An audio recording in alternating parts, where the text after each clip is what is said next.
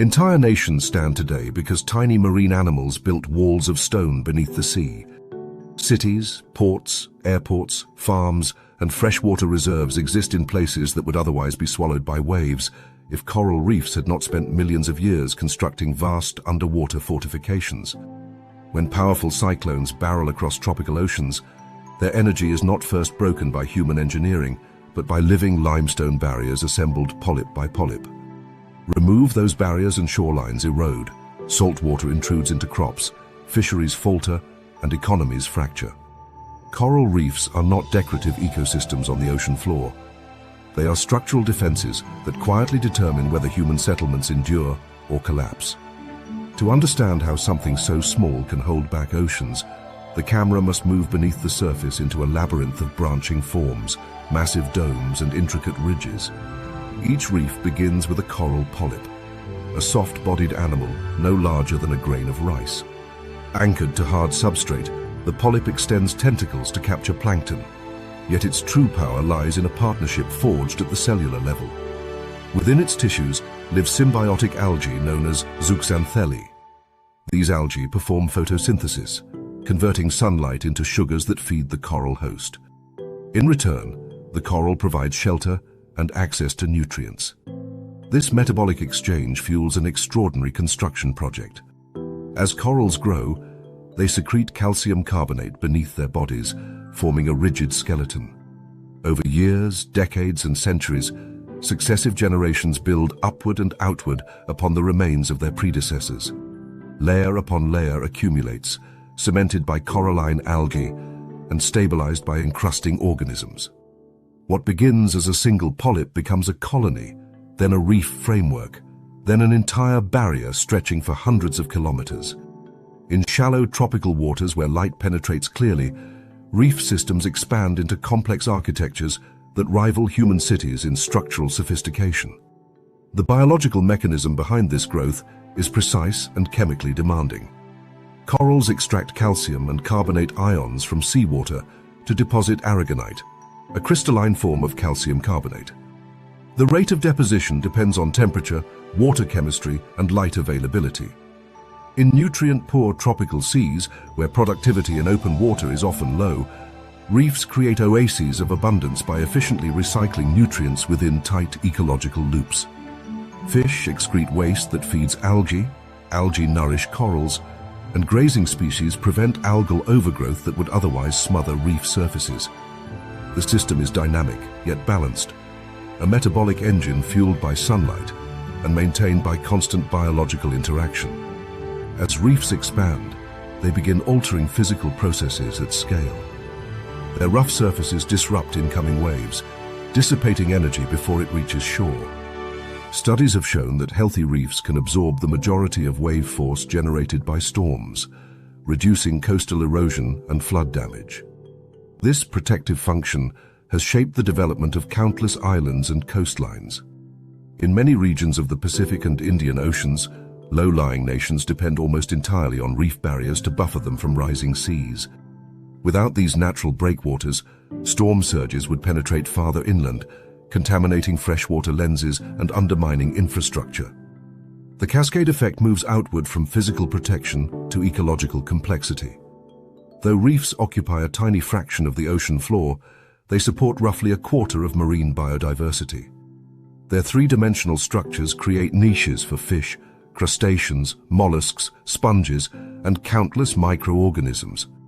Predators hunt along coral slopes, herbivores graze on algae, and filter feeders extract nutrients from passing currents.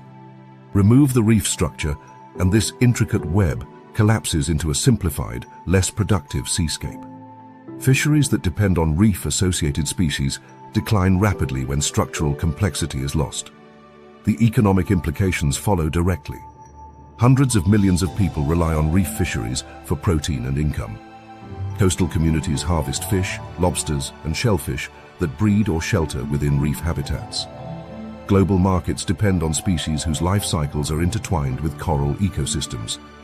Tourism industries generate billions in revenue by drawing visitors to vibrant reefs for diving and snorkeling. Entire national budgets in some island states are intertwined with reef health. When reefs degrade, fish stocks diminish, tourism wanes, and economic stability weakens. Yet the system is not invulnerable. The same symbiosis that powers coral growth also exposes reefs to climate stress. When ocean temperatures rise beyond a narrow tolerance range, corals expel their symbiotic algae. This process, known as bleaching, leaves corals pale and deprived of their primary energy source. If stressful conditions persist, the coral starves and dies, leaving behind a skeletal framework that can be eroded by waves and bio-eroding organisms. Mass bleaching events have intensified in recent decades as global temperatures climb, transforming once vibrant reefs into fields of white. The consequences extend beyond aesthetics. As coral cover declines, wave energy reaches shorelines with greater force. Coastal erosion accelerates. Saltwater intrudes into agricultural soils, affecting crop yields. Insurance costs rise in regions exposed to increased storm damage. Fisheries lose nursery habitats, leading to declines in fish populations that once supported local economies. The collapse of a reef is not confined beneath the waterline. It reverberates through markets, food systems, and public health. There is a deeper layer of influence embedded in geological time. Over millions of years, coral reefs have built vast limestone platforms that later emerged as islands and coastal plains. These carbonate structures form the bedrock of regions that now host cities, farms, and transportation networks. The very ground beneath some human settlements originated as reef deposits laid down by ancient coral colonies. Coral construction projects have therefore shaped not only present coastlines, but the geological foundations upon which civilizations developed. The twist lies in the paradox of strength and fragility. Coral reefs appear as solid stone fortresses, yet they are living systems dependent on delicate chemical balances. Ocean acidification, driven by increased absorption of atmospheric carbon dioxide, reduces the availability of carbonate ions needed for skeleton formation. As seawater becomes more acidic, corals must expend more energy to maintain calcification rates. Growth slows. Structural integrity weakens. In extreme cases, existing skeletons begin to dissolve faster than new material can be deposited. At the same time, overfishing disrupts the ecological checks that keep reefs stable. Herbivorous fish that graze on algae are removed, allowing algae to overgrow coral surfaces. Nutrient runoff from agriculture and urban development fuels algal blooms that compete with corals for space and light. The system shifts from coral-dominated to algae-dominated, a state change that can persist for decades. Once this threshold is crossed, recovery becomes difficult, even if original stresses are reduced. Human survival is more tightly linked to reef systems than many realize.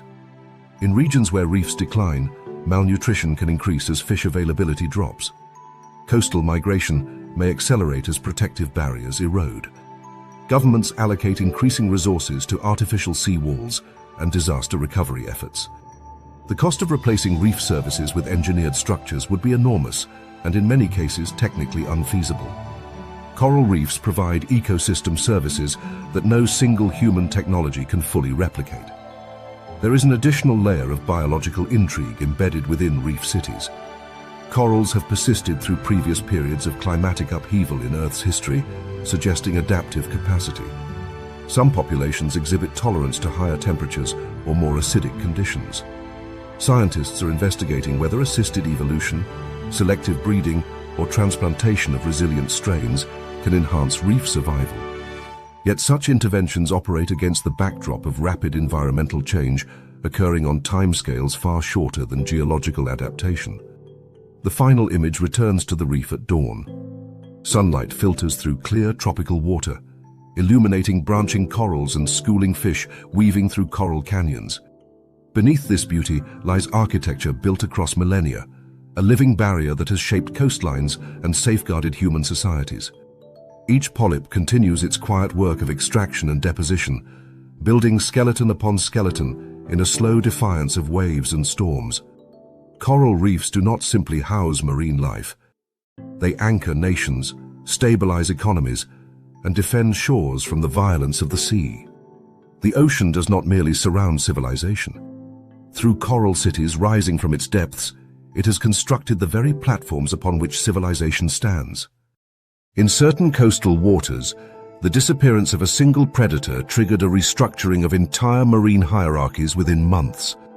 When great white sharks abandoned hunting grounds along parts of the Pacific and southern African coasts, seal behavior shifted, fish populations adjusted, and reef communities experienced measurable change.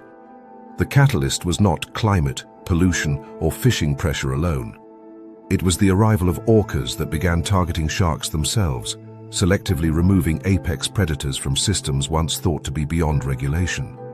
A predator had begun preying upon predators, and the consequences rippled through the ocean like a shockwave. The orca, often referred to as a killer whale, is built for precision and power in cold and temperate seas. Its body is streamlined for speed, capable of bursts that overtake agile prey. Beneath the black and white patterning lies a musculature adapted for sustained swimming across vast distances. Its teeth are conical and robust, designed not for chewing but for gripping and tearing. Unlike solitary hunters, orcas operate in matrilineal pods, where learned behavior is passed across generations. Their hunting strategies are cultural as much as biological, refined through social transmission. This cultural flexibility allows them to specialize on different prey, from fish to marine mammals, depending on region and group tradition. In certain regions, observations revealed an unexpected shift. Orcas began targeting sharks, including great white sharks, focusing specifically on their livers. The liver of a shark is rich in lipids, providing dense caloric reward. Orcas demonstrated an ability to incapacitate sharks, sometimes flipping them into tonic immobility, a state in which the shark becomes temporarily paralyzed when inverted. This technique reflects not brute force alone, but behavioral sophistication. It requires knowledge of anatomy and coordinated action within a pod. The biological mechanism is simple in appearance, yet profound in implication. Remove a top predator from its hunting grounds, and the structure beneath begins to reorganize. When great white sharks vacate an area, even temporarily, prey species respond quickly. Seals, once cautious under constant shark surveillance, may alter their foraging patterns and range more widely. Increased seal activity in certain zones can lead to greater predation on fish populations. At the same time, mid-level predatory fish that were previously suppressed by shark presence may expand. The absence of sharks does not create a void. It creates opportunity for other species to fill ecological space. The cascade does not stop at fish and seals. Coastal ecosystems are layered systems where energy flows upward from plankton to small fish to larger predators. When a dominant apex predator is removed or displaced, competitive balances shift. In some documented cases, smaller shark species have altered distribution patterns in response to both great white absence and orca presence. These mesopredators then exert new pressure on prey species, further rearranging trophic interactions. A single behavioral shift by orcas, targeting sharks as prey, can therefore modify the abundance and distribution of multiple trophic levels. This phenomenon reveals an overlooked dimension of apex predation. Orcas are not confined to occupying the top tier of a static hierarchy. They can reconfigure the hierarchy itself. Their dietary flexibility and social learning allow them to exploit prey that other predators avoid or cannot handle. By selectively targeting large sharks, they influence not only prey numbers, but predator communities. The ocean's top tier is not fixed. It is negotiated through power, intelligence, and opportunity. The ecological consequences expand outward toward coastal systems.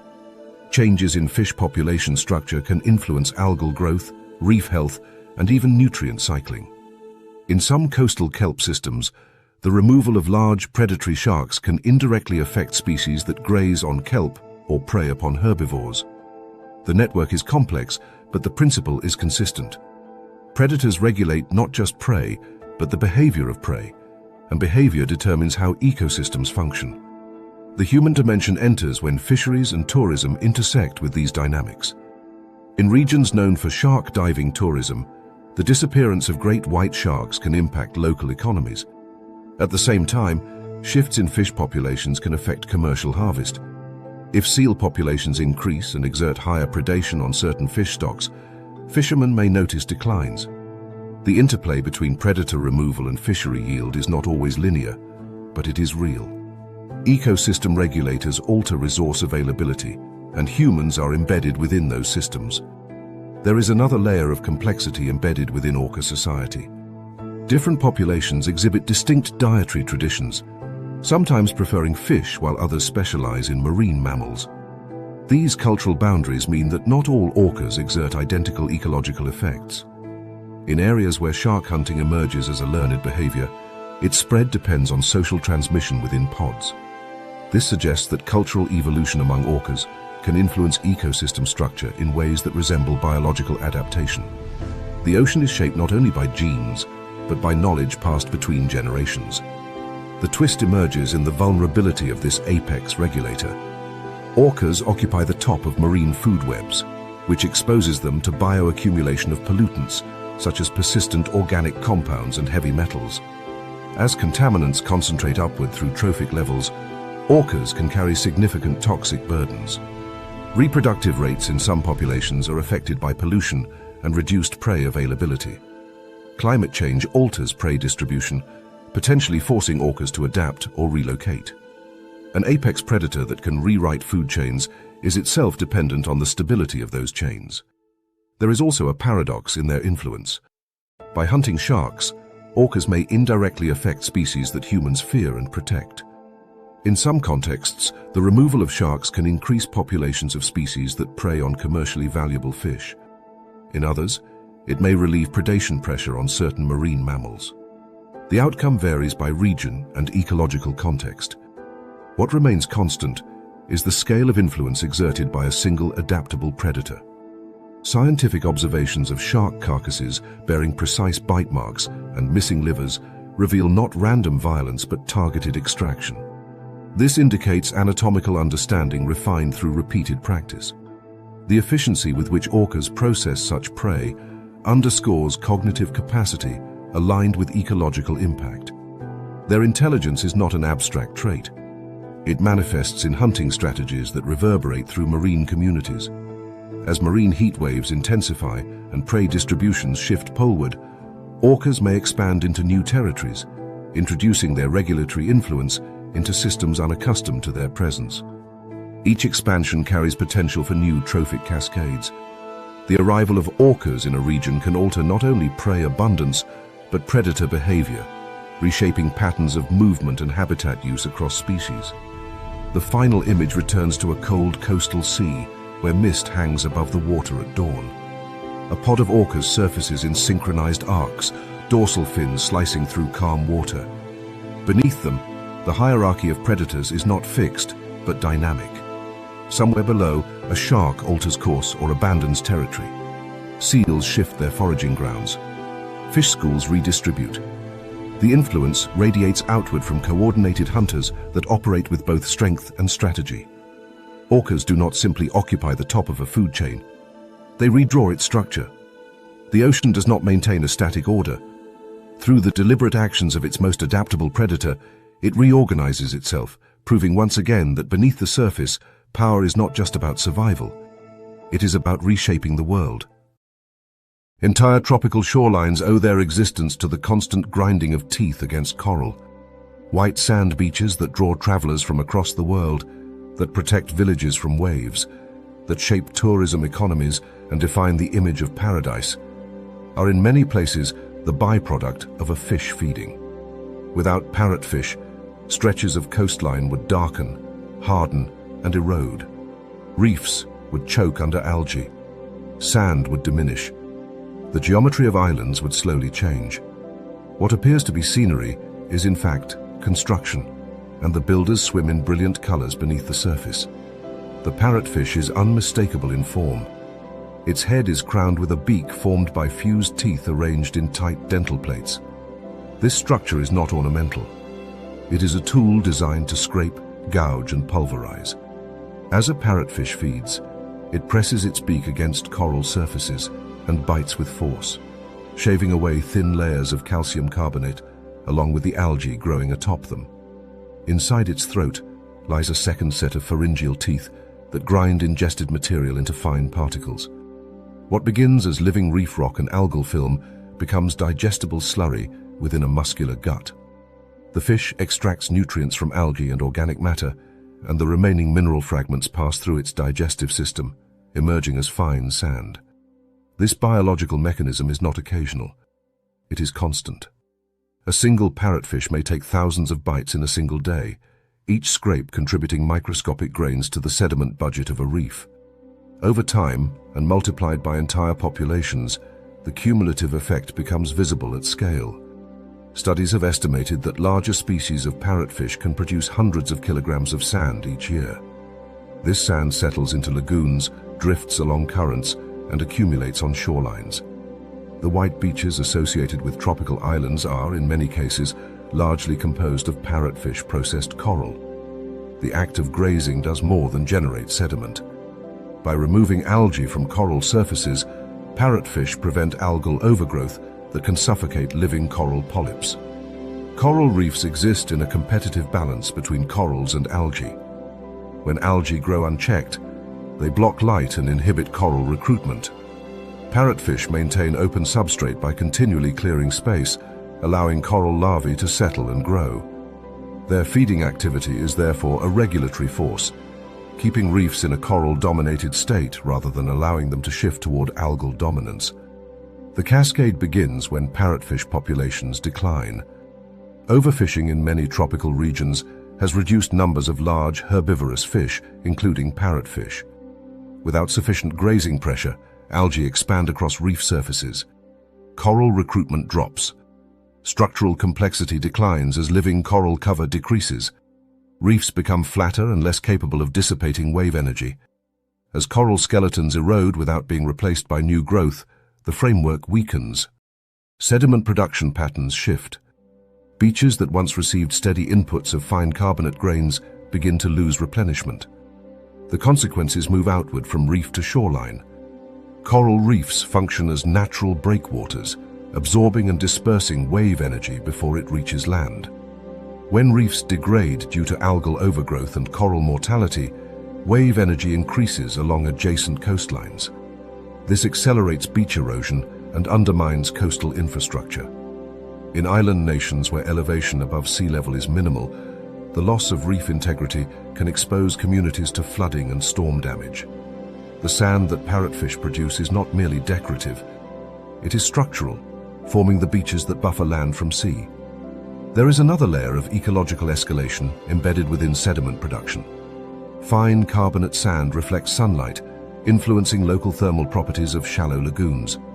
Sediment composition affects seagrass growth, which in turn provides habitat for juvenile fish and invertebrates.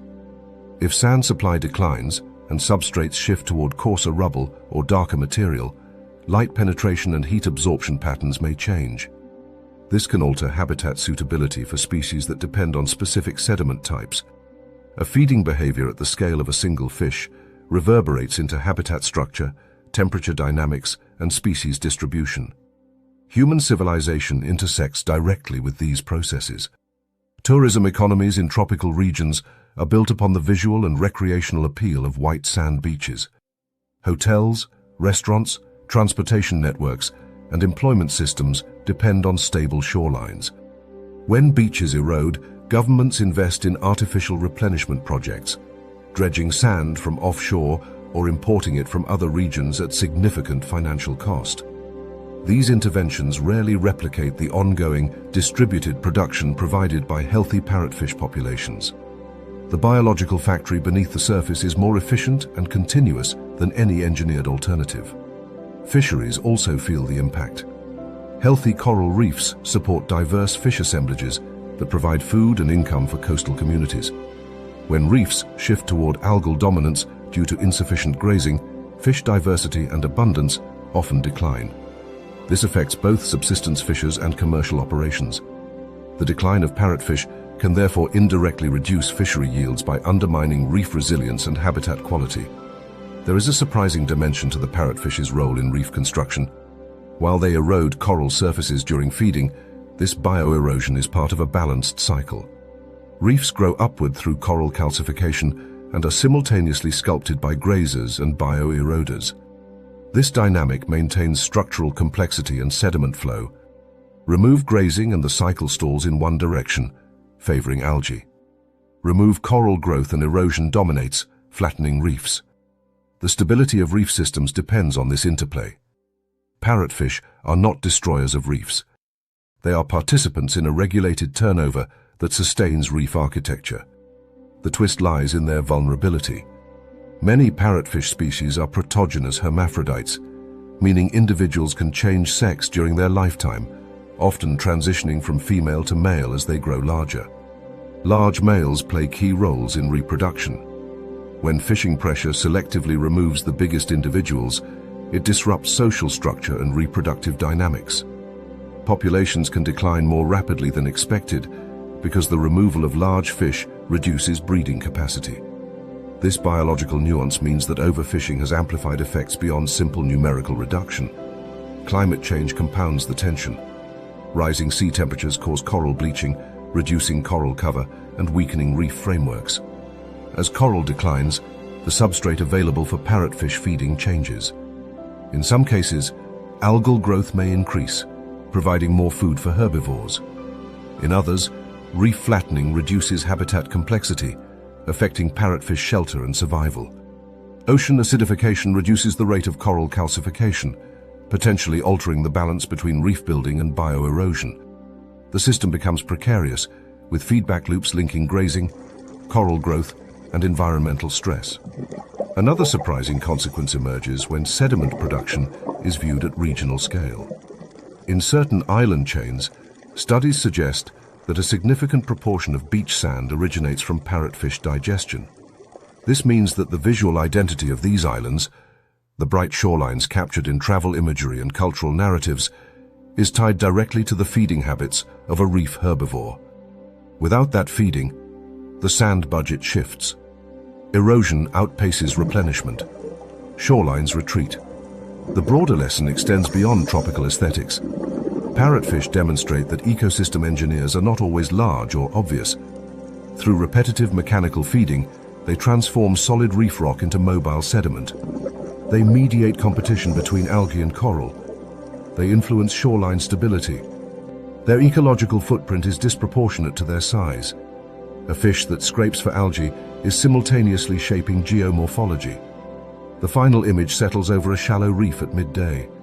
Sunlight ripples across the sea floor as a parrotfish glides over coral, its beak clicking rhythmically against stone. Tiny clouds of pulverized carbonate drift behind it, suspended before settling into crevices or carried by currents toward open water. Above, waves break gently on a distant beach composed of grains produced in this very act. The shoreline, the reef, the fish, and the people who walk the sand are linked in a chain of cause and effect that spans from bight to coastline. The ocean does not merely surround tropical islands. Through the steady labor of parrotfish grinding coral into sand, it manufactures the land itself, proving once more that beneath the surface, the forces that shape the world are often alive. Entire stretches of open ocean are more productive because a giant swims through them. Nutrients that would otherwise remain trapped in cold, dark depths are carried across basins by migrating bodies that weigh as much as a fleet of trucks. When those bodies finally fall silent and sink, they do not vanish. They become foundations for deep-sea cities that persist for decades, sustaining life in darkness where sunlight has never reached. The humpback whale does not simply travel through the ocean. It redistributes its chemistry, fertilizes its surface, and builds ecosystems long after its heartbeat stops. To understand this influence, the camera must rise with a humpback whale as it surfaces in polar feeding grounds. Here, in cold waters, rich with krill and small schooling fish, the whale feeds with lunging precision. Its pleated throat expands dramatically, engulfing prey, dense water. Baleen plates filter the catch, and the whale converts this energy into fat reserves. The feeding season is intense, driven by the need to store energy for migration to tropical breeding grounds, where feeding largely ceases. The biology of this cycle is essential. The whale consumes nutrients in one region and transports them internally across thousands of kilometers. The mechanism that links this migration to ocean fertilization is rooted in waste. During feeding in high-latitude waters, humpback whales ingest prey that contain nitrogen, phosphorus, iron, and other trace elements. When they migrate and defecate near the surface in nutrient-limited tropical or temperate waters, they release plumes of fecal matter that remain suspended in the upper layers. These plumes are often rich in iron, a limiting nutrient in many oceanic regions. The release of iron into sunlit waters can stimulate phytoplankton growth, enhancing photosynthesis and primary productivity. This process, sometimes described as the whale pump, operates not only vertically but horizontally. By migrating between feeding and breeding grounds, humpback whales act as biological conveyors, redistributing nutrients across vast spatial scales. Surface waters that would otherwise lack sufficient trace elements receive localized fertilization. Phytoplankton respond to this enrichment with increased growth. The microscopic plants capture carbon dioxide from the atmosphere, converting it into organic matter that supports marine food webs. The cascade effect radiates outward. Enhanced phytoplankton growth supports zooplankton populations, which in turn sustain fish larvae and small pelagic species. In regions where whale activity is concentrated, the nutrient input may influence fish recruitment patterns. This can have implications for fisheries productivity, particularly in systems where nutrient limitation constrains growth. The presence of whales, therefore, influences not only carbon cycling, but food availability for species that humans harvest. A surprising escalation appears when whale mortality is considered. When a humpback whale dies, its massive body sinks through the water column, descending into the deep sea. This event, known as a whale fall, delivers an enormous pulse of organic material to the ocean floor. In the deep sea, where food is scarce and energy arrives slowly as drifting detritus, a whale carcass represents a feast that can support diverse communities for years. Scavengers such as hagfish and deep-sea sharks may consume soft tissues first. Over time, bacteria colonize the bones, breaking down lipids within and producing chemical compounds that support specialized organisms. These whale fall ecosystems can persist for decades, transitioning through distinct ecological stages. Initial scavenging is followed by enrichment opportunists, and later by chemosynthetic communities that rely on sulfide produced by microbial decomposition. Entire assemblages of worms, crustaceans, and other invertebrates may exist only in association with such carcasses. The death of a whale becomes a cradle for deep-sea biodiversity, extending the whale's ecological influence beyond its lifespan. The human connection emerges in subtle but powerful ways. By stimulating phytoplankton growth through nutrient recycling, humpback whales indirectly contribute to carbon sequestration processes that influence global climate regulation.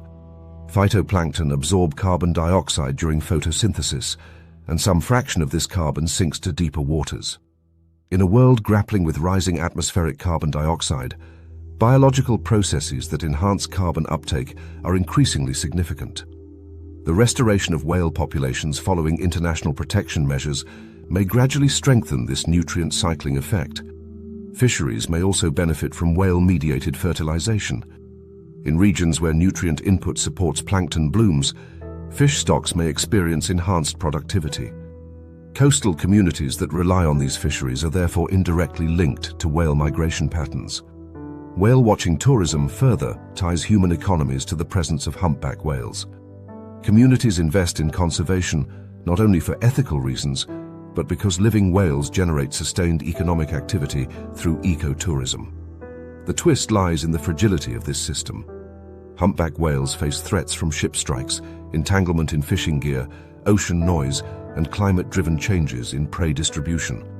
Krill populations in polar regions are sensitive to sea ice dynamics and ocean temperature.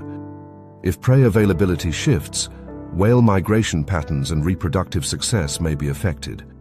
A decline in whale abundance would weaken the nutrient redistribution they provide, potentially reducing localized fertilization and altering food web dynamics. There is also a paradox embedded in historical whaling. During the era of commercial exploitation, humpback whale populations were reduced dramatically across many regions. The removal of such large biomass likely diminished the scale of nutrient transport across ocean basins. The oceans lost not only individuals, but a network of biological pumps that connected distant ecosystems. Recovery efforts have allowed some populations to rebound, yet they remain below pre-exploitation levels in many areas. The full restoration of their ecological role may depend on continued protection and stable climate conditions. Another surprising dimension arises when considering whale respiration. Each time a humpback whale surfaces and exhales, it releases a plume rich in nutrients and microbes that can influence surface microbial communities. Although this effect is localized, it represents another pathway through which whales interact with biogeochemical cycles. The body of a whale is not simply a consumer of resources, but an active participant in chemical exchange between ocean and atmosphere. The broader implication extends to how life and death are intertwined in marine systems. The humpback whale fertilizes surface waters during life and creates deep-sea habitats in death. Its migration patterns connect polar productivity with tropical nutrient limitation. Its carcass supports communities in perpetual darkness. The whale operates across vertical and horizontal dimensions, bridging layers of the ocean that would otherwise remain isolated. The final image unfolds in the deep sea, far below the reach of sunlight. A massive skeleton rests on the seabed, bones encrusted with life that would not exist without this fallen giant. Above, in sunlit waters thousands of meters overhead, another humpback surfaces, exhaling a mist into cold air before diving once more. The cycle continues. Nutrients rise and fall. Life feeds on life. The ocean does not merely contain these migrations and endings. Through the passage of humpback whales across basins and into the depths, it redistributes energy, fosters biodiversity, and reshapes its own chemistry. Even in death, the whale remains an engine within the system, proving that in the ocean, nothing of such magnitude ever truly disappears. A handful of ornamental fish released into warm coastal water ignited one of the most aggressive marine invasions ever recorded in the Atlantic Ocean. From scattered sightings near Florida, lionfish expanded across the Caribbean into the Gulf of Mexico and along the eastern seaboard of the Americas, transforming reef communities across thousands of kilometers. What began as an aquarium curiosity became a continental ecological disruption. Juvenile fish vanished in measurable numbers. Reef recruitment faltered. Fisheries felt the strain. A species transported for beauty rewrote predator dynamics in an ocean basin that had never evolved defenses against it. The lionfish is built for ambush and efficiency. Its body is adorned with long, venomous spines that deter predators unfamiliar with its defenses. Bands of red and white patterning break up its outline against coral backdrops, allowing it to blend within reef shadows. Its pectoral fins spread wide like a fan, corralling prey into tight spaces. Unlike many native Atlantic predators, lionfish are capable of consuming prey nearly half their own body length. They approach slowly, then strike with rapid suction, engulfing small fish and crustaceans before the prey can react. Their stomachs are expandable, enabling them to consume large volumes relative to their size. The biological mechanism behind their invasion success extends beyond feeding behavior. Lionfish mature quickly and reproduce year-round in warm waters. Females release buoyant egg masses encased in mucus that drift with currents. These egg masses can contain tens of thousands of eggs, and spawning can occur frequently throughout the year. This reproductive output allows populations to grow exponentially when conditions are favorable. In the Atlantic, where natural predators capable of effectively controlling lionfish numbers are scarce, this potential has translated into dense populations on reefs that were once balanced by native species interactions. The cascade begins with juvenile fish. Lionfish feed heavily on young reef fish, including species that later become important herbivores or commercial targets. By removing juveniles before they reach maturity, lionfish reduce recruitment into adult populations. Herbivorous fish that normally graze algae decline in areas of high lionfish density. As grazing pressure decreases, algae can proliferate across reef surfaces, competing with corals for space and light. Coral recruitment weakens. Reef resilience diminishes.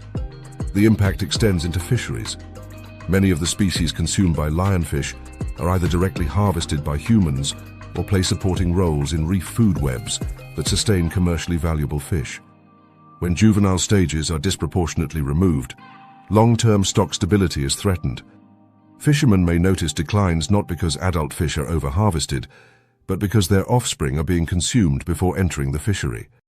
This represents a subtle yet powerful shift in population dynamics driven by a predator with no historical role in the system. A surprising escalation emerges in experimental observations. Studies have documented drastic reductions in native fish biomass on small patch reefs following lionfish colonization. In controlled settings, native prey populations declined sharply within weeks when lionfish were present. Such rapid impacts reveal how a single introduced predator can overwhelm ecological networks that lack evolutionary experience with its hunting style and reproductive rate. Human civilization intersects directly with this unfolding invasion. Coastal economies in the Caribbean and Gulf of Mexico rely heavily on reef tourism and fisheries. Divers who once encountered vibrant schools of native fish now often see lionfish hovering above coral heads. Management agencies have invested in removal programs, encouraging spearfishing tournaments and promoting lionfish as a culinary option. Chefs and conservationists collaborate to create markets for lionfish meat in an attempt to incentivize harvest. The solution to an invasion has partially become economic integration. There is a deeper policy dimension embedded within this story. The introduction of lionfish likely originated from aquarium releases or accidental escapes. This highlights the consequences of wildlife trade and inadequate regulation. A decision made by individuals seeking to dispose of unwanted pets contributed to a basin-wide ecological challenge. The connection between consumer behavior and ecosystem transformation becomes stark when traced through this chain of events. The twist lies in the adaptability of the invader. Lionfish occupy a broad range of habitats, from shallow coral reefs to deeper mesophotic zones that are difficult for divers to access. Their ability to thrive across depths complicates eradication efforts. Removal programs can reduce densities in accessible areas, yet deeper populations may serve as reservoirs that reseed shallower reefs. The invasion is not static. It persists through ecological refuges beyond immediate human reach. Climate change adds another layer of complexity.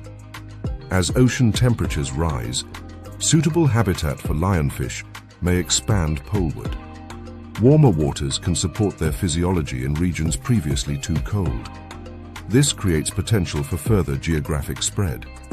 Meanwhile, stress on native species from warming and acidification may reduce their resilience against additional predation pressure. The invasion operates within a broader context of environmental change, amplifying vulnerability. There is also an ecological irony. In their native Indo-Pacific range, lionfish are integrated within balanced predator networks where larger fish and sharks may limit their abundance. In the Atlantic, those controlling relationships are absent or weakened. This contrast illustrates how ecological roles are context-dependent. A species that functions as part of equilibrium in one ocean can become destabilizing in another when freed from natural constraints. Management responses reveal both ingenuity and limitation. Organized culling events can locally suppress lionfish densities and allow native fish populations to recover in targeted areas. However, sustained effort is required. The invasion demonstrates how prevention is often more effective than reaction. Yet once an introduced species establishes across vast geographic scales, eradication becomes unrealistic. The system must adapt to a new normal. The broader implication extends beyond lionfish alone. The episode underscores how global trade and human mobility can redistribute species across biogeographic boundaries, creating novel predator-prey interactions. It highlights how ecosystems shaped by millions of years of coevolution can be rapidly altered by the introduction of a single efficient predator. The ocean, though vast, is not immune to localized human decisions. The final image lingers over a Caribbean reef at twilight. Native fish dart among coral heads, while a lionfish hovers motionless, its fins unfurled like a crown of spines. In that stillness, lies the outcome of a chain of events stretching from aquarium tanks to continental coastlines. Juvenile fish vanish in its shadow. Reef balance tilts. Fisheries adjust. The ocean does not passively absorb such changes. It reorganizes in response. Through the quiet expansion of an introduced predator, entire marine communities have been reshaped, proving once again that the forces that alter oceans need not be storms or oil spills. Sometimes they arrive on delicate fins, released by human hands, and grow into transformations that span horizons. Entire coastlines fall silent when this animal drifts ashore. Beaches that once echoed with swimmers and tourists empty within minutes. Lifeguards raise warning flags. Protective nets are inspected. Medical teams stand on alert. In northern Australia and parts of Southeast Asia, the presence of box jellyfish has reshaped how humans interact with the sea itself. Infrastructure, policy, tourism schedules, and even public behavior patterns shift in response to an organism that lacks a brain, a spine, or any centralized command system. The box jellyfish did not merely sting swimmers, it altered how entire societies approach their own shorelines. To understand this influence, the camera must descend into warm coastal waters where sunlight penetrates through layers of suspended plankton. There, nearly transparent against the shifting light, drifts the cube-shaped bell of a box jellyfish. Unlike many other jellyfish, it possesses a more advanced sensory system, including simple eyes capable of detecting light and shadow. Its body is composed largely of water, yet trailing from its corners are long tentacles lined with thousands of microscopic capsules called nematocysts. Each capsule contains a coiled, harpoon-like structure loaded with venom. When triggered by contact, the nematocyst fires with explosive speed, injecting toxin into whatever touches it. The venom of certain box jellyfish species is among the most potent found in marine environments. It contains a complex mixture of proteins and toxins that can interfere with ion channels in human heart cells, disrupt nerve signaling, and cause intense pain. The biological mechanism is brutally efficient. Upon contact, millions of nematocysts can discharge simultaneously, delivering venom that affects the cardiovascular system within minutes. Severe envenomation can lead to cardiac complications and, in extreme cases, rapid collapse. The jellyfish does not pursue prey with aggression.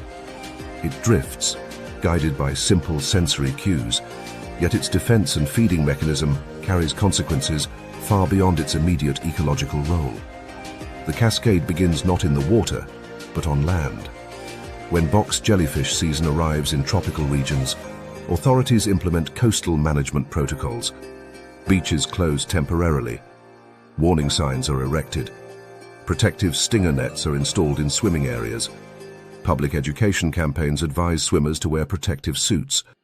Tourism operators adjust itineraries to avoid high-risk periods. The presence of a venomous invertebrate has triggered layers of governance and infrastructure designed to mitigate risk.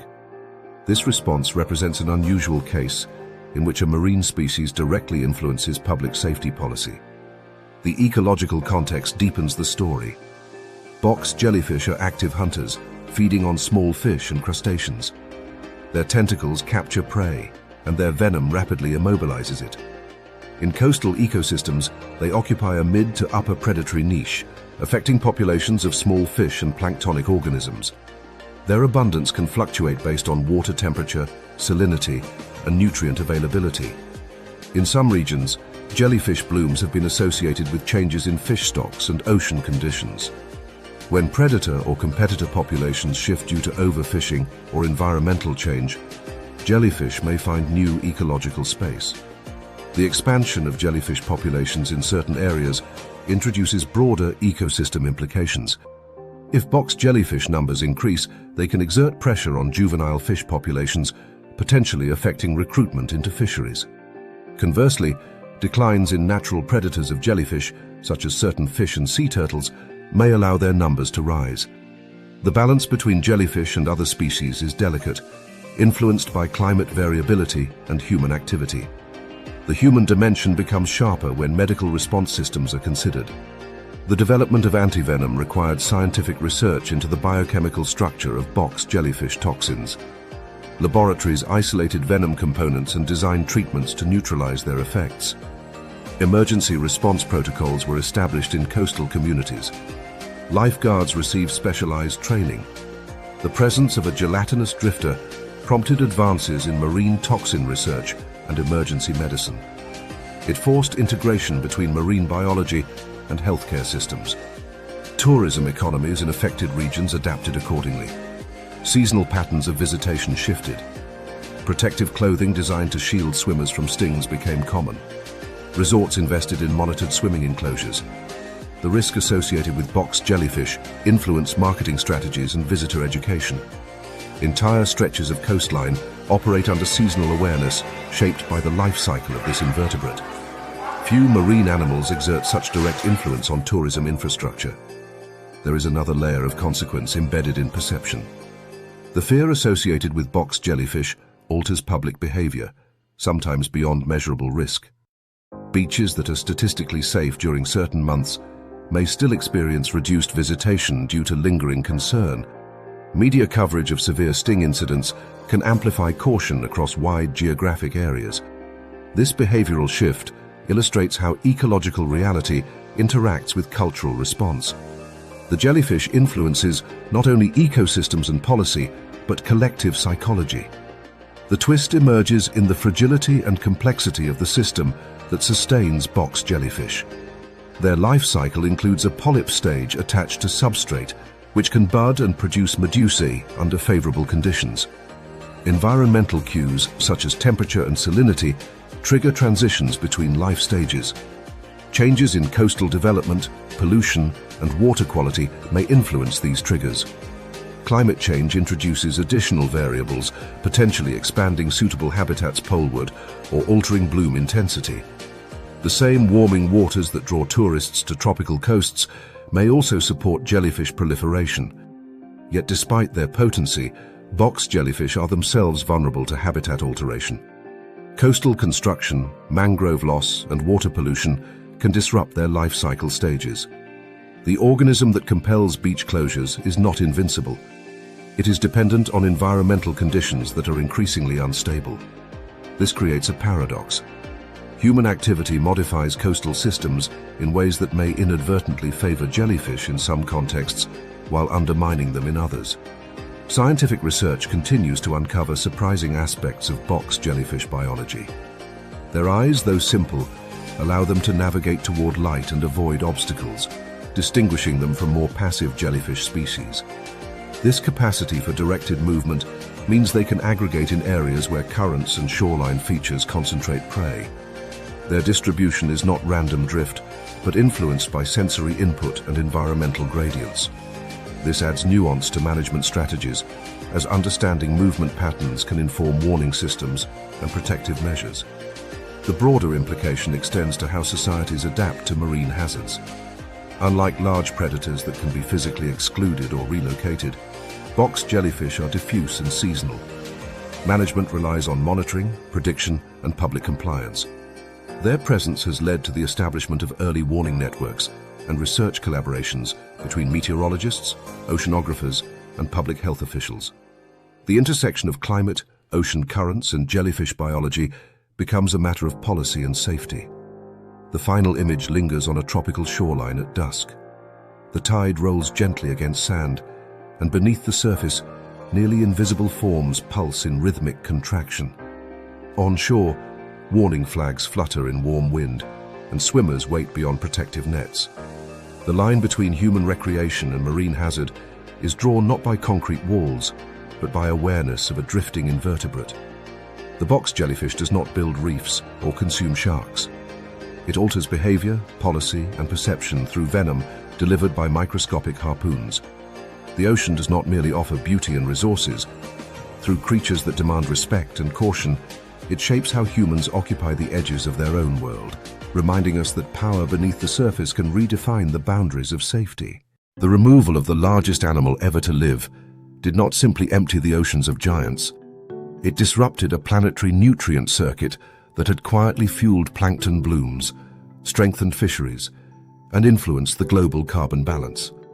When industrial whaling reduced blue whale populations across the world's oceans, it did more than silence haunting calls beneath polar seas.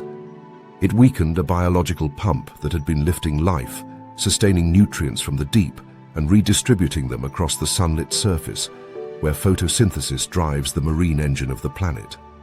The absence of whales altered chemistry, productivity, and the invisible exchanges that regulate climate.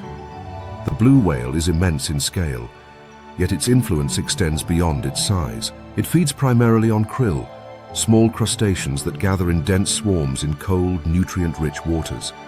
During feeding dives, a blue whale descends into the depths, often plunging far below the surface to engulf vast volumes of krill-laden water.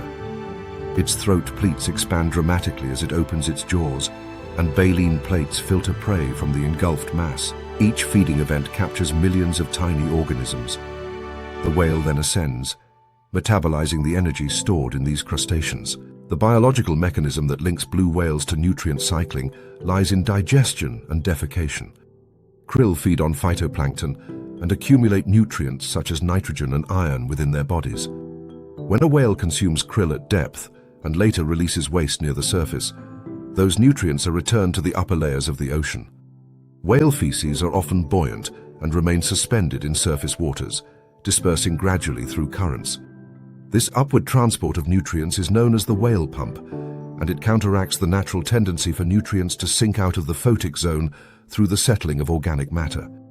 In stratified ocean systems, nutrients that sink below the surface layer can remain inaccessible to phytoplankton for extended periods.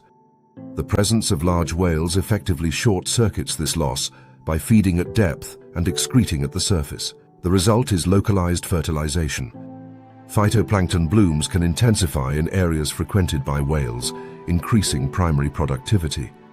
This boost in microscopic plant life fuels food webs, supporting zooplankton, fish, and higher predators.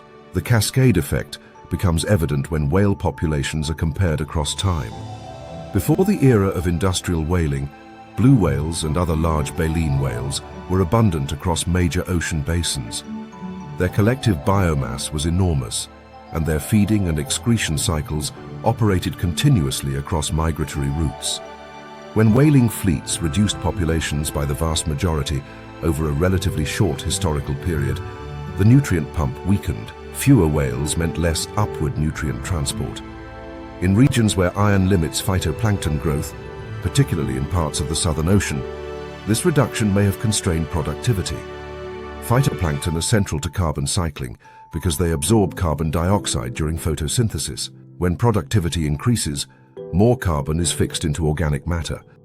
Some of that carbon is consumed within food webs, and some sinks to deeper waters where it can be sequestered. By stimulating phytoplankton growth through nutrient recycling, whales indirectly enhance the ocean's capacity to draw down carbon dioxide from the atmosphere. The removal of whales therefore likely reduced this capacity, subtly shifting the balance of carbon exchange. The influence extends further. When phytoplankton productivity rises, zooplankton populations can expand. Fish larvae that depend on planktonic food sources may experience higher survival rates.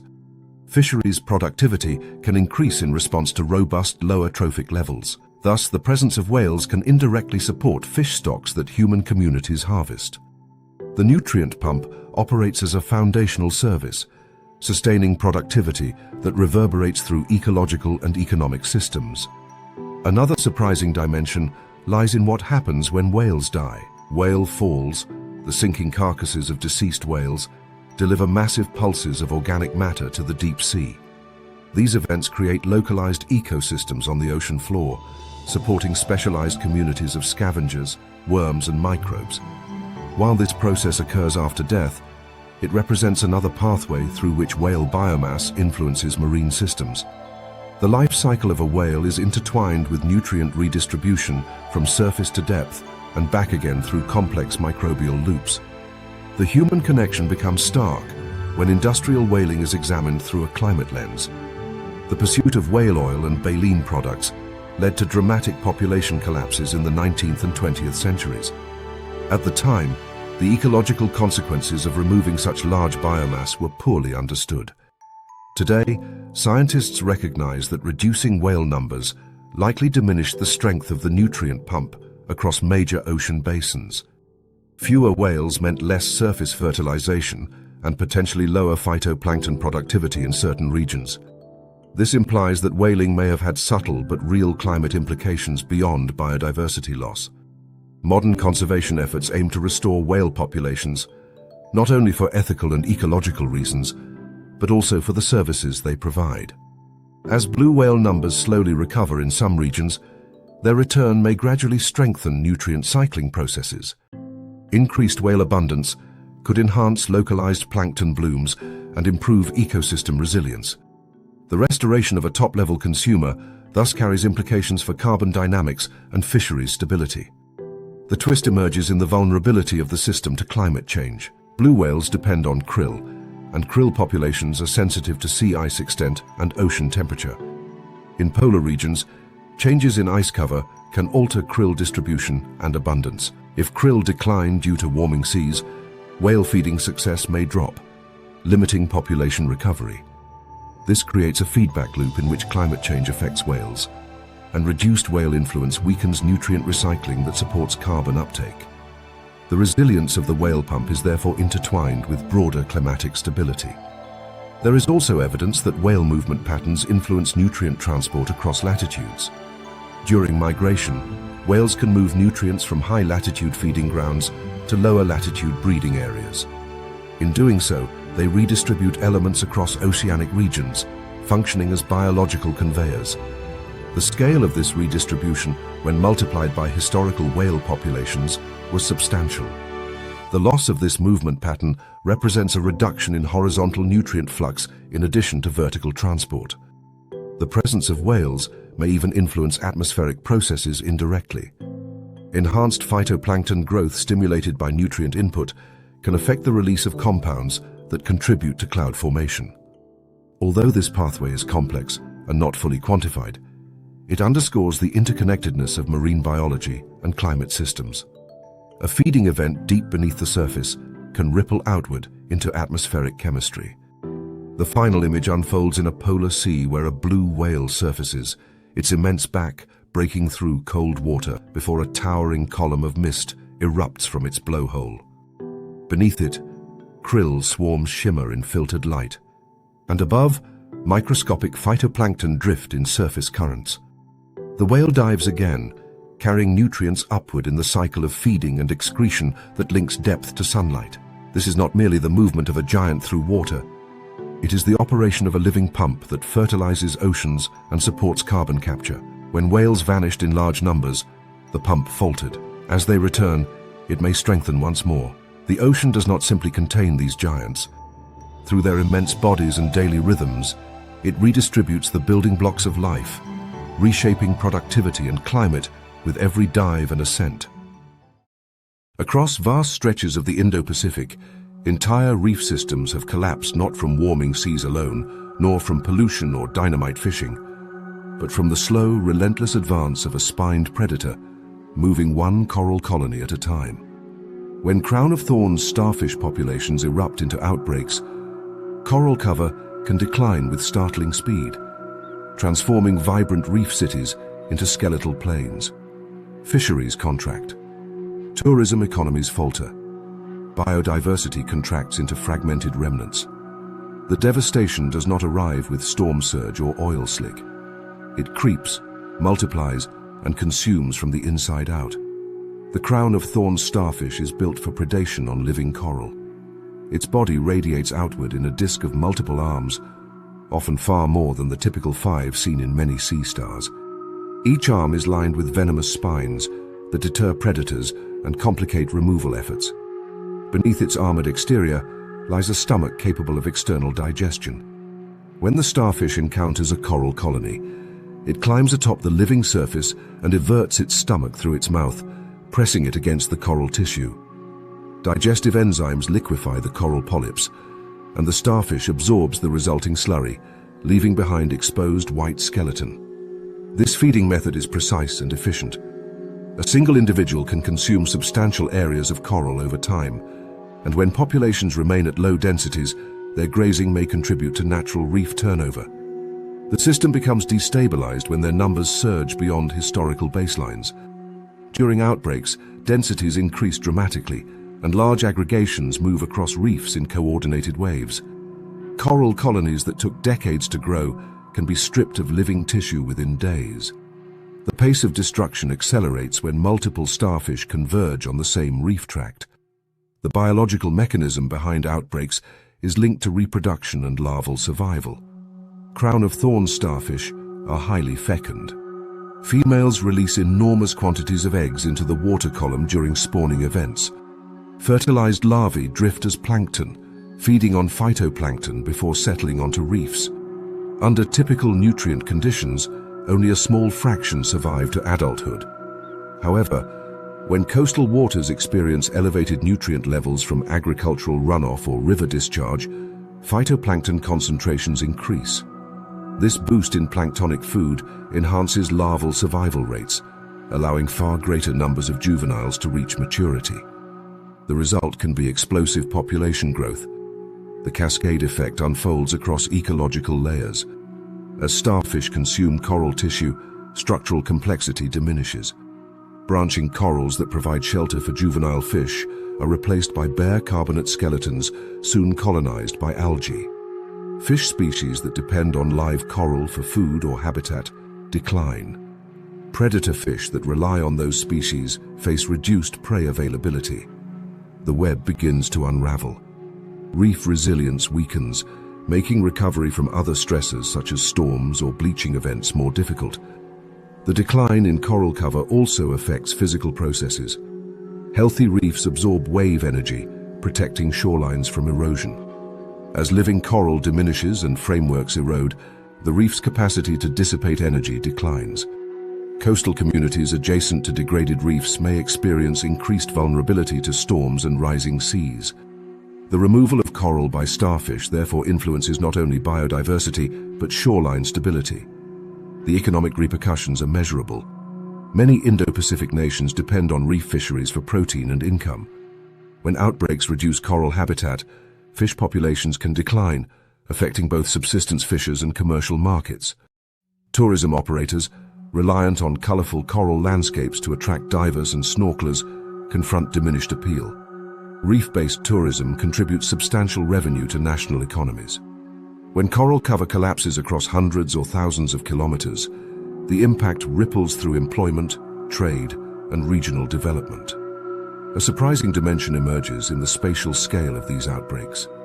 Crown of thorns starfish have been documented moving across reef systems that span extensive geographic ranges, creating sequential waves of destruction. Ocean currents can transport larvae over significant distances, linking reefs into networks of vulnerability. An outbreak in one region may seed another, creating interconnected crises. The predator's influence is not confined to isolated patches, but can extend across entire archipelagos. Human intervention efforts reveal the magnitude of the threat. Divers in affected regions conduct manual removal programs, injecting starfish with lethal solutions or physically collecting them to reduce densities. These efforts are labor-intensive and costly, often targeting high-value reef areas near tourist centers. The need for such interventions underscores how a native species, when amplified by altered environmental conditions, can destabilize systems that support millions of people. The twist lies in the dual identity of the crown of thorns starfish. It is not an invasive outsider introduced by accident. It is a natural component of reef ecosystems whose population dynamics have been altered by human-driven nutrient enrichment and ecological imbalance. Overfishing of certain predator species that may consume juvenile starfish can further remove checks on population growth. The outbreak phenomenon reflects a convergence of biological potential and environmental change. Climate change compounds the tension. Coral reefs already stressed by rising sea temperatures and bleaching events face additional pressure when outbreaks occur. A reef weakened by heat stress may be less capable of resisting starfish predation or recovering afterward. Conversely, starfish larvae may respond to changes in ocean chemistry and temperature in ways not yet fully understood. The interaction between climate stress and biological outbreaks creates layered vulnerability. There is also an ecological irony embedded within this crisis. At low densities, crown-of-thorns starfish may help maintain coral diversity by preferentially feeding on faster-growing coral species, preventing dominance by a single type. In this context, their presence contributes to balanced reef composition. It is the shift from balance to explosion that transforms them into agents of collapse.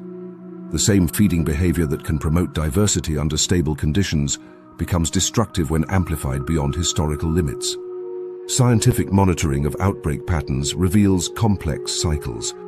Nutrient pulses following heavy rainfall events can precede increases in larval survival. Oceanographic conditions influence larval dispersal pathways. Reef connectivity determines how outbreaks propagate. Understanding these variables is critical for predicting and managing future events. The story is not one of simple villainy, but of ecological thresholds crossed when multiple stresses align. The broader lesson extends to the fragility of coral-dominated systems. Reefs are dynamic but sensitive to shifts in herbivory, predation, nutrient levels, and climate. The crown-of-thorns starfish demonstrates how a single species, under altered conditions, can tip the balance from coral dominance to algal overgrowth and structural decline. The predator's impact is magnified by human modifications to coastal watersheds and fisheries. The final image lingers on a reef once vibrant with branching corals and darting fish, now marked by pale scars where living tissue has been consumed. A crown-of-thorns starfish moves slowly across the surface, spines silhouetted against filtered sunlight. Around it, the skeleton of the reef waits either for recovery or further decline. The ocean does not collapse through one force alone. It shifts when biological potential meets environmental change. Through the multiplied presence of a spined predator, entire reef provinces have been transformed, reminding us that beneath the surface, balance is maintained not by permanence but by regulation, and when that regulation falters, the reshaping of ecosystems can unfold across horizons. Long before sharks carved through blue water, and long before whales carried entire ecosystems across ocean basins, a transformation unfolded that rewired the chemistry of the entire planet. The atmosphere that now fills human lungs, the oxygen that fuels every heartbeat, and the protective ozone layer that shields continents from lethal radiation, all trace back to organisms too small to see without magnification. Phytoplankton, drifting in the ancient seas, altered the destiny of Earth so completely that the planet before them would be unrecognizable to any living creature today. They did not simply influence life, they made complex life possible. To understand their impact, the camera must descend into an ocean that no longer exists, a world billions of years in the past when the seas were rich in dissolved iron and the sky carried almost no free oxygen. The atmosphere was dominated by methane, carbon dioxide, and nitrogen, forming a greenhouse blanket beneath a younger, dimmer sun. In these waters emerged microscopic photosynthetic organisms capable of harnessing sunlight to convert carbon dioxide and water into organic molecules. Oxygen was not their goal. It was waste. As cyanobacteria and other early phytoplankton performed photosynthesis, they split water molecules, releasing oxygen as a byproduct into the surrounding ocean. At first, that oxygen did not accumulate in the air. It reacted instantly with dissolved iron in seawater, forming iron oxides that settled onto the seafloor. Vast layers of banded iron formations were laid down during this time, geological fingerprints of oxygen's earliest interactions. For millions of years, the oceans functioned as a chemical sink, absorbing this byproduct. But phytoplankton did not stop. They multiplied. They spread across continental shelves. They rode currents across primitive seas. As their photosynthetic output increased, the oceans reached a tipping point. The iron reservoirs filled. The chemical buffers saturated. Oxygen began to escape into the atmosphere. This shift, known as the Great Oxidation Event, marked one of the most dramatic environmental revolutions in planetary history. Atmospheric oxygen rose from trace amounts to levels that would permanently alter surface chemistry. For anaerobic organisms adapted to oxygen-free conditions, This was catastrophic. Oxygen is highly reactive. It damages cellular structures that lack protective enzymes. Entire microbial ecosystems collapsed as the atmosphere transformed around them. What had been a stable biosphere for eons became toxic almost overnight in geological terms. The first mass extinction was not driven by predators or asteroid impacts. It was driven by microscopic ocean life reshaping the atmosphere. The escalation did not stop at extinction. As oxygen accumulated, it reacted in the upper atmosphere to form ozone, creating a protective layer that absorbed harmful ultraviolet radiation from the sun. Before this shield formed, intense radiation bathed the surface, limiting life largely to the ocean's protective depths. With ozone in place, the possibility of surface and eventually terrestrial life expanded. Phytoplankton indirectly opened the door for organisms to colonize land.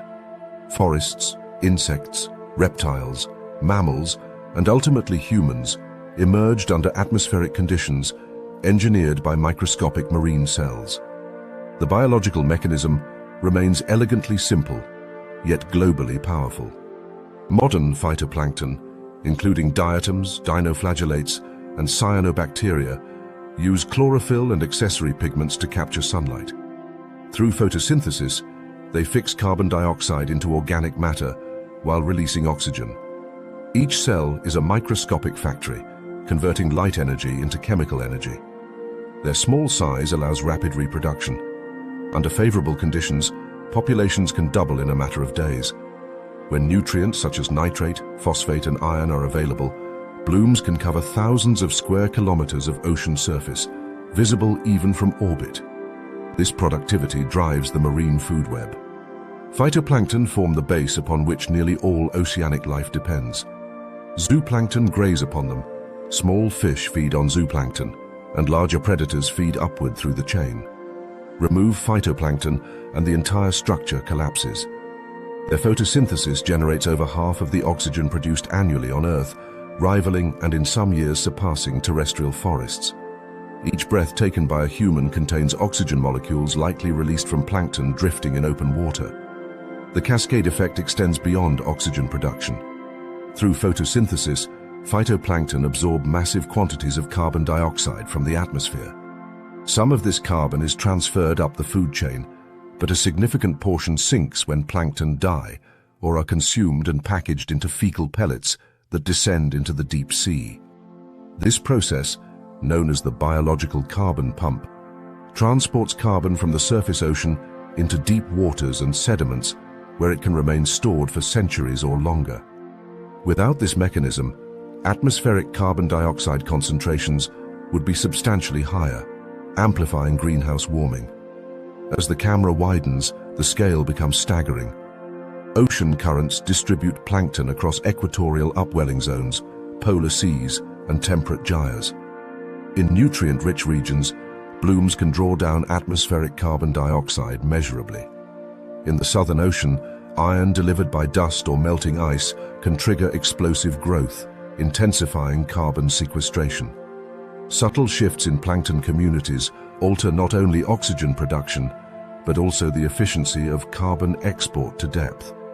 A change in dominant species can mean the difference between carbon remaining near the surface or being locked away in abyssal sediments. Human civilization, though rarely aware of these microscopic architects, is deeply entangled in their activity.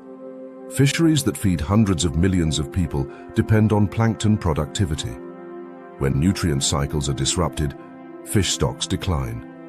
In regions where agricultural runoff introduces excess nitrogen and phosphorus, phytoplankton blooms can become harmful, leading to hypoxic zones where oxygen levels drop so low that marine life suffocates. These dead zones affect coastal economies, tourism, and food security. At the same time, the steady background productivity of healthy plankton populations stabilizes climate, moderates temperature extremes, and sustains the oxygen balance of the atmosphere. There is a deeper connection still. The fossil fuels that power modern industry originate partly from ancient photosynthetic organisms that captured carbon millions of years ago. Though not exclusively phytoplankton, marine microorganisms contributed to organic rich sediments that eventually transformed into oil and gas.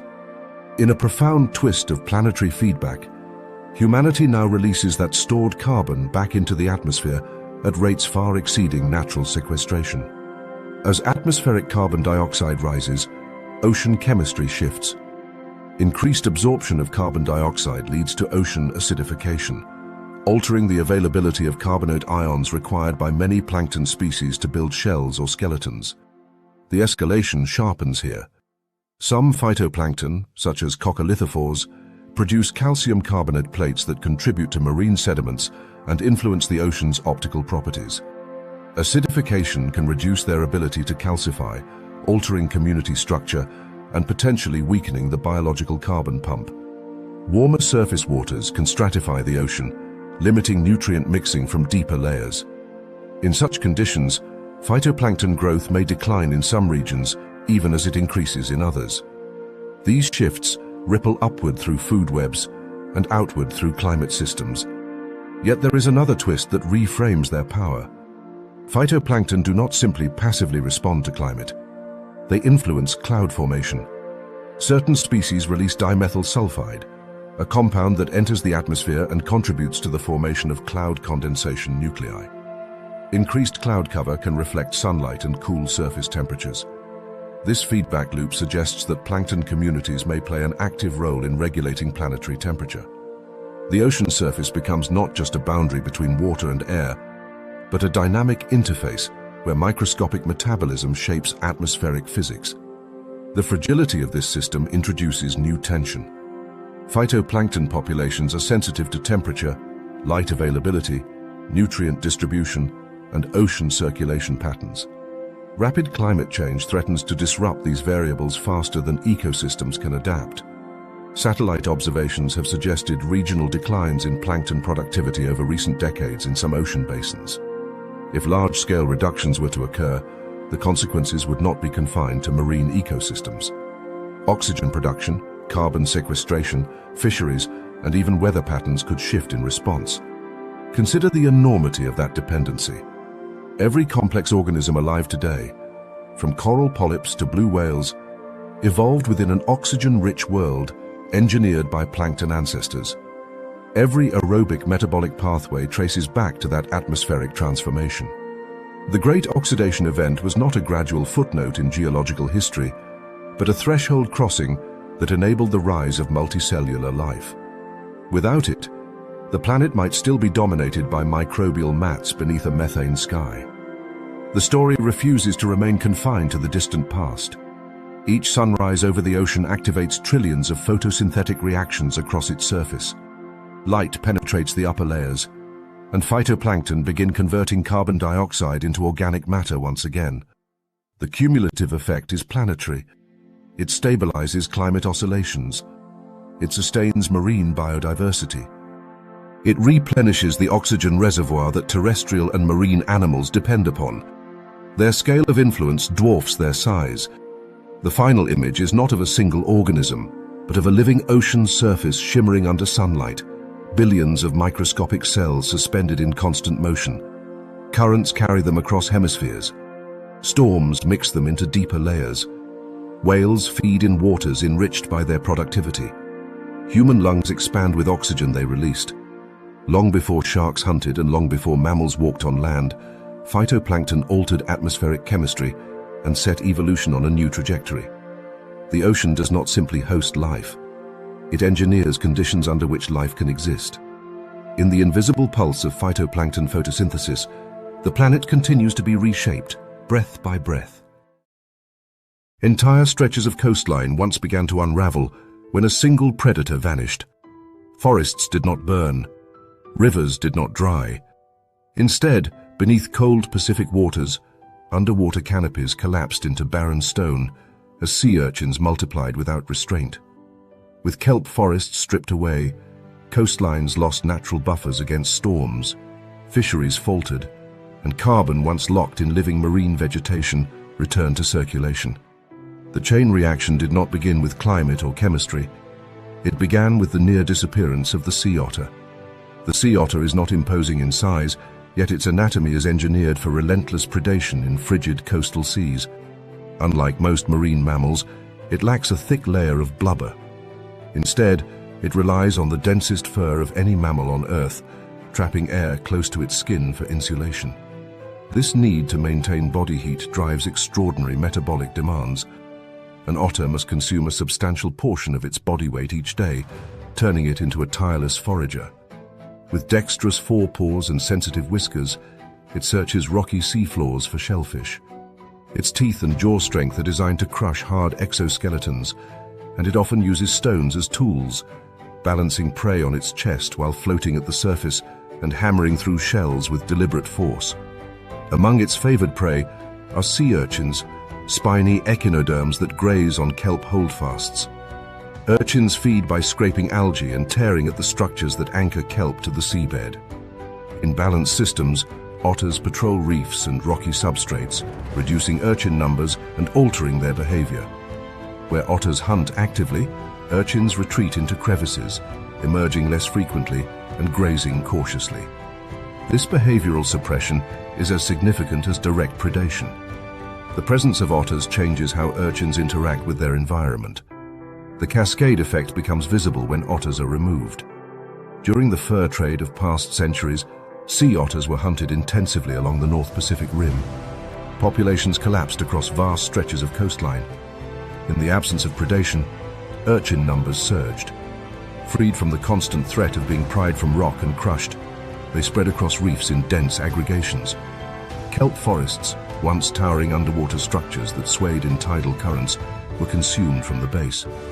Without holdfasts anchoring them, kelp fronds detached and drifted away. Complex habitats that had supported fish, invertebrates, and marine mammals transformed into what scientists describe as urchin barrens, rocky expanses dominated by spines and little else. Kelp forests are not mere clusters of algae. They are some of the most productive ecosystems on the planet. Giant kelp species can grow astonishingly fast, extending toward the surface in dense stands that resemble terrestrial woodlands. Through photosynthesis, kelp absorbs carbon dioxide, converting it into biomass that can either be consumed within the ecosystem or transported to deeper waters when fragments break away and sink. This process contributes to carbon sequestration, locking carbon into marine sediments and offshore systems. When kelp forests decline, this carbon sink weakens. The loss of kelp does more than alter carbon flows.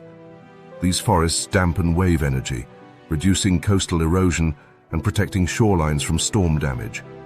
Their vertical structure provides nursery grounds for fish species that support commercial and subsistence fisheries.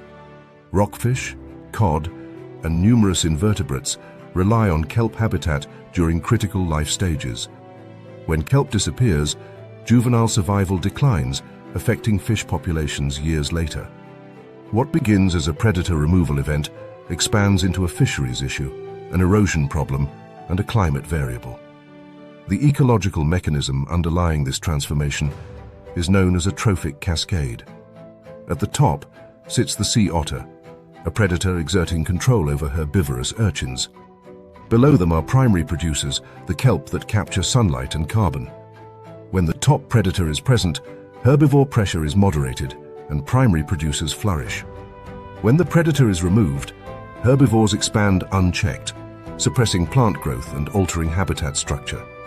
This dynamic demonstrates that predators influence not only prey numbers, but the physical environment itself. As otter populations began to recover in certain regions through legal protection and reintroduction efforts, researchers observed dramatic reversals. Urchin densities declined where otters returned. Kelp forests regenerated, sometimes within years, re-establishing complex habitat. Satellite imagery and field surveys revealed expanded canopy cover in areas where otters hunted actively. The return of a single predator triggered a restoration of ecosystem function at scale. The connection to human civilization deepens when coastal economies are examined. In regions where kelp forests support fisheries, stable predator populations indirectly sustain food resources. Tourism industries benefit from vibrant marine ecosystems that attract divers and wildlife observers. Coastal protection provided by kelp reduces the need for costly artificial infrastructure. Moreover, By enhancing carbon uptake, kelp forests influenced by otter predation may contribute to climate mitigation efforts, adding another layer of global relevance.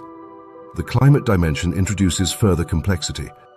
While kelp forests do not store carbon in the same long-term manner as tropical rainforests, they export organic material to deeper waters, where it can be buried or incorporated into food webs. Some studies suggest that healthy kelp systems influenced by otter presence may enhance carbon storage compared to urchin-dominated barrens. This means that predator dynamics can influence carbon cycling processes that extend beyond local habitats. Yet the twist lies in the fragility of this balance. Sea otters themselves face pressures from pollution, entanglement in fishing gear, oil spills, and shifts in prey availability. In some regions, changes in orca predation patterns have affected otter populations. Additionally, warming ocean temperatures and marine heat waves can stress kelp directly, reducing resilience even in the presence of otters. The system is not governed by a single variable, but by an interplay of climate, predator dynamics, and human activity. There is also a social dimension. In certain coastal communities, shellfish fisheries overlap with otter foraging grounds. Otters consume species that humans also harvest, creating tension between conservation goals and economic interests. Managing predator recovery while supporting local livelihoods requires careful policy decisions. The sea otter thus becomes a focal point where ecology, economy, and governance intersect. A surprising aspect of otter influence is behavioral rather than numerical. In ecosystems with otters, urchins often remain hidden in crevices, grazing less aggressively. This reduction in grazing pressure allows kelp recruits to establish and mature. The predator shapes prey behavior in ways that ripple through the ecosystem. Even at lower otter densities, the mere risk of predation can alter herbivore impact, demonstrating that ecological influence is not solely about population counts, but about interactions. The broader lesson extends beyond a single species. The sea otter illustrates how predators can regulate entire habitats that in turn regulate physical processes such as carbon cycling and shoreline stability. The removal of a predator did not simply reduce biodiversity. It shifted energy flows, altered carbon dynamics, and changed the physical appearance of coastlines. When otters returned, forests grew again beneath the waves, and with them came renewed productivity. The final image settles over a coastal kelp forest at sunset. Sunlight filters through golden fronds that stretch toward the surface, fish darting among their stems. At the waterline, a sea otter floats on its back, cracking open an urchin with a stone balanced on its chest. This simple act reverberates through layers of ecological interaction, restraining herbivores, sustaining forests, protecting shores, and influencing carbon exchange. The predator does not announce its influence. It hunts to survive. Yet through that survival, entire marine forests persist. The ocean does not merely host creatures within its depths. Through the quiet labor of a furred hunter drifting among kelp, it shapes climate, coastlines, and the stability of human communities.